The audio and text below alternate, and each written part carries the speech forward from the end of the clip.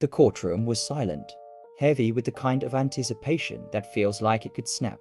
OJ sat at the defense table, shoulders squared but eyes tired, as if the weight of the world had settled on him. The prosecution had spent weeks building their story. Johnny Cochran stood up slowly, straightening his suit with precision. His voice was calm, almost melodic. "Ladies and gentlemen," he began, pacing before the jury. "We've been told a story by the prosecution, a story that paints my client as a monster. But stories," he paused, "can be lies dressed as truth." The jurors' eyes followed him as he held up a pair of gloves. Then came the moment that would become legend. OJ rose, his hands trembling slightly, and began to pull the gloves on. The cameras captured every second, his fingers straining, his face tightening, his voice low. "They're too small," he muttered. Gasps rippled through the room. The image of OJ struggling with the gloves spread across every newspaper, every television screen.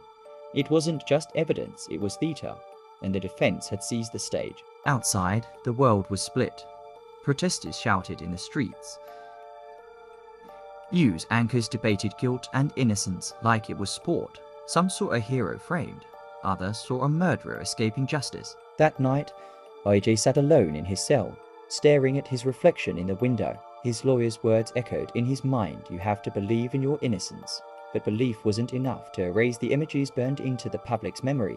The white Bronco, the blood, the gloves, the chase. He whispered to himself, "They'll never see me the same again." Meanwhile, across town, Prosecutor Marcia Clark stood in her office, exhaustion written across her face. The glove moment had changed everything, and she knew it. "We lost them," she whispered to her colleague. "We lost the jury." Her reflection stared back from the dark glass, proud, determined, but human. By morning, the press had crowned a new narrative, the gloves that changed history. Every network replayed the footage on a loop. Talk shows dissected OJ as expression, his tone, even his breathing. The world was no longer watching a trial. It was watching a saga. But beneath the noise, in the quiet corridors of the courthouse, a darker current moved.